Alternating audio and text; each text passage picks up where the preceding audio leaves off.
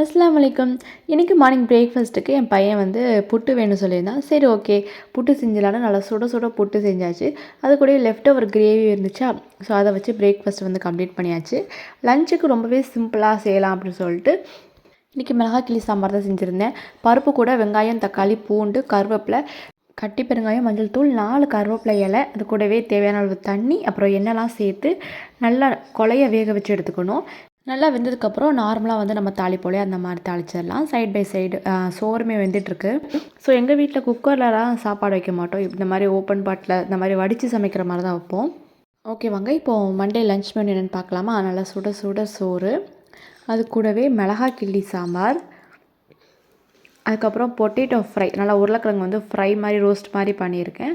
அது கூட வந்து அவரைக்காய் பொரியல், ஸோ கூட வந்து தயிர். இதுதான் எங்கள் வீட்டில் லன்ச் மெனு. உங்கள் வீட்டில் இன்றைக்கி என்ன லன்ச்னு கமெண்ட்டை சொல்லுங்கள். வீடியோஸ் பிடிச்சிருந்தா ஃபாத்தி சமையலை சப்ஸ்கிரைப் பண்ணிக்கோங்க. தேங்க்ஸ் ஃபார் வாட்சிங். பாய்.